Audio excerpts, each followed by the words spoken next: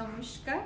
আমি আর ইনি আমার শাশুড়ি মা। আজকে থেকে আমরা একটা নতুন চ্যানেল স্টার্ট করলাম, প্রবাসী রান্নাঘর। আমাদের কাছে প্রচুর সরঞ্জামও নেই, আমাদের কাছে প্রচুর জিনিসও নেই, কিন্তু হ্যাঁ, প্রবাসী যা আছে যতটুকু সীমিত, যা কিছু লিমিটেড রিসোর্সেস আছে, তার মধ্যে আমরা কিভাবে কি করব সেটাই এই চ্যানেলে আমরা মেনলি দেখাতে চাই। যাতে কেউ কোথাও যদি খুব কম রিসোর্সের মধ্যে থাকে বা খুব কম জিনিসপত্র নিয়ে থাকে, বা যার কাছে অনেক কিছু আছে, তারাও খুব সিম্পল এবং সহজভাবে জিনিসগুলো করতে পারে, সেটাই একটা করে দেখানোর প্রচেষ্টা আমরা করছি এখানে। তো আজকে আমরা একদম সিম্পল জিনিস দিয়ে শুরু করব। ধরুন আপনার প্রথম রাত প্রবাসে, আপনার কাছে কিচ্ছু নেই, শুধু ভাত আর পাঁপড় ভাজা আর মাখন, এই দিয়ে আপনি রাতটা কাটাতে চান। তাহলে ফার্স্টে আমরা কি করব, ভাত বানাবো, তারপর আমরা পাঁপড় ভাজা বানাবো, আর তারপর গরম ভাত আর পাঁপড় ভাজা আর মাখন দিয়ে সেটা আমরা খেতে পারি। তো প্রথমে আমরা দেখাবো কিভাবে আমরা ভাত বানাচ্ছি। তাহলে প্রথমে আমরা আজকে দেখাচ্ছি কি করে ভাত বানাবো। তার জন্য প্রথমে আমরা চালটাকে বার করে নিচ্ছি। এটার আগে কিন্তু একটা বড় স্টেপ আছে, সেটা হচ্ছে সমস্ত চালটা এরকম একটা বড় ক্যানে ঢালা। যারা নতুন আসছেন তারা মনে রাখবেন বিদেশে একটা বড় ক্যান নিয়ে আসতে, যেখানে প্রথমে অনেকটা চাল নিয়ে রাখা যাবে। তো আমরা ফার্স্টে চালটাকে নিয়ে নিচ্ছি, একদম সিম্পল। আপনাদের যতজন লোক আছে যা আছে সেই অনুযায়ী আপনারা চাল নিন। আমরা এখানে 6 কাপ মতো চাল নিচ্ছি।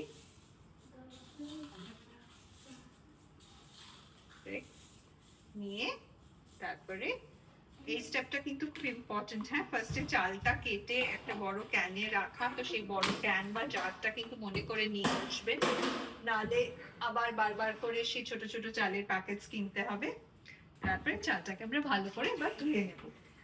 সিঙ্কে নিয়ে আসছি, জলের মধ্যে দিয়ে ভালো করে একটু কষতে কষতে ধুয়ে নিচ্ছি।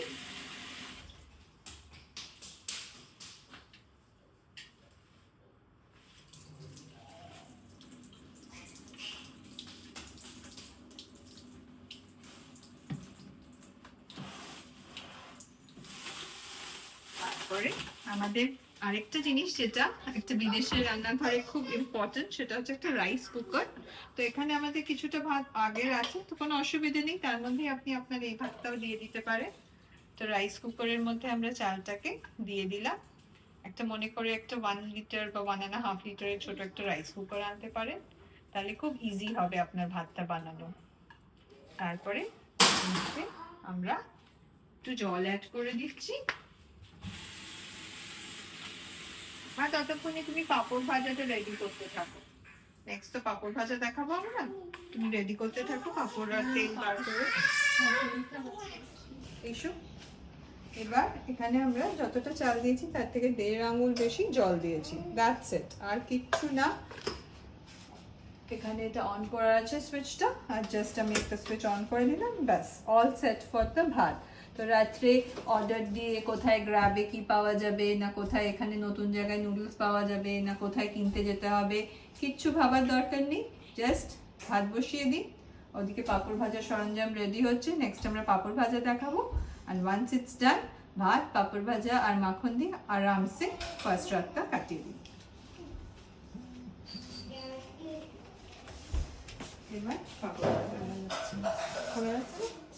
তো নেক্সট আমরা যেটা বলেছিলাম পাঁপড় ভাজা দেখাচ্ছি। এবার পাঁপড় ভাজা শুনতে যতটা সিম্পল, অতটা সিম্পল নয়, কারণ প্রবাসে আমাদের করে দেওয়ার মতো লোক তো নেই। তো ফার্স্টে যে তেল নেওয়া হয়েছে, তেলের মুখ কাটা থেকে স্টার্ট করতে হবে। শুনে মনে হয় যেন এটা একটা কোনো স্টেপ নয়, কিন্তু হ্যাঁ, এটাও একটা স্টেপ। তো ফার্স্টে মা মুখটা কাটো, হ্যাঁ হ্যাঁ জোরে টেনে, হ্যাঁ হয়ে গেল।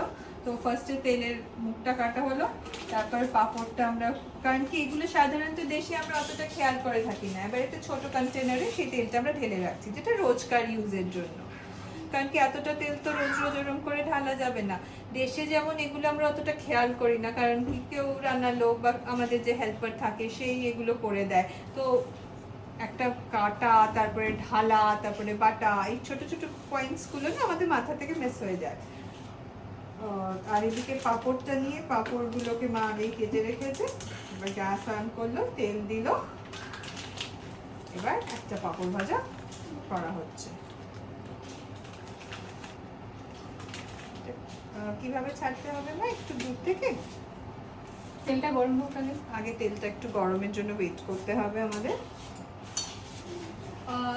খুব কম কম ছোট্ট ছোট্ট কড়াই, ছোট্ট একটা খুন্তি, এরকম ছোট ছোট জিনিসপত্র নিয়ে আসতে হবে। মানে বিশাল বড় জিনিস তো নিয়ে আসা যাবে না। হ্যাঁ, অফকোর্স যখন থাকতে থাকতে অনেক দিন হয়ে যায়, তখন এখানে সেটেল হয়ে গেলে তখন অনেক জিনিসপত্র এসে যায়। কিন্তু যদি না থাকে তাহলে একটা ছোট্ট কড়াই, একটা ছোট্ট খুন্তি, একটা ছোট্ট রাইস কুকার, মানে একদিন আমরা সেটাও কভার করতে পারি যে কত কম কম জিনিসের মধ্যে আমরা জিনিস দিয়ে আমরা এগুলো করে থাকি। তো তেলটা গরম হওয়ার জন্য আমি ওয়েট করছি। হ্যাঁ, এবার আস্তে করে পাঁপড় ভাজাটা মা দিয়ে দিল, চেপে চেপে ভাজছে।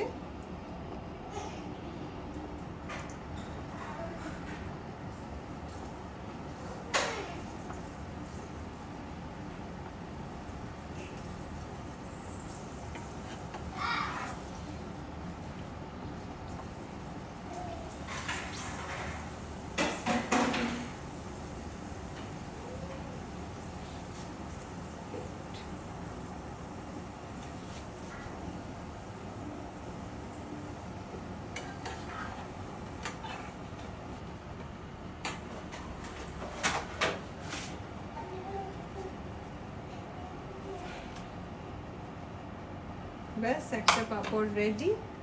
এবার জাস্ট ভাতের অপেক্ষা। আরেকটা পাঁপড়ও আমরা ভেজে দেখাচ্ছি।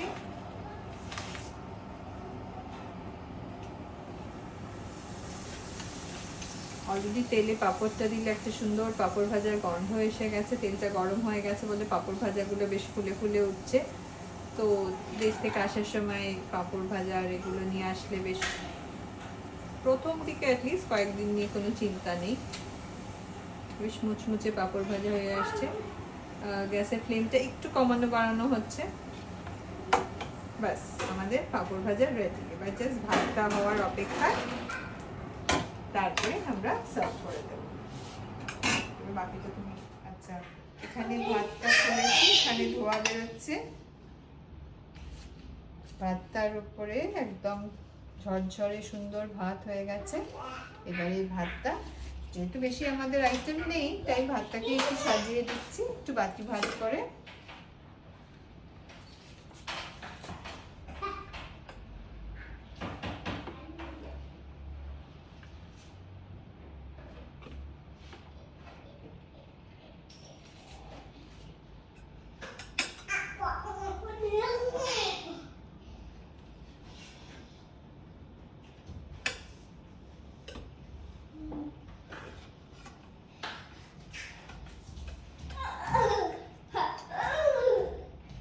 সুন্দর বাটি হয়ে গেল, তার মধ্যে একটা পাঁপড় ভাজা আর একটা মাখনের কিউব। তো প্রবাসের ফার্স্ট রাতে আমাদের ঝরঝরে ভাত, মাখন আর পাঁপড় ভাজা দিয়ে দুর্দান্ত একটা খাবার রেডি। একদম ধোয়া বেরোচ্ছে ভাত থেকে। এই দিয়ে প্রথম রাত্রিটা কেটে যাবে। এই নিয়ে আজকে আমাদের প্রথম ভিডিও। আমি মধুরিমা, আমার সাথে এই নিয়ে আমরা আজকে সাইন অফ করছি। Thank you.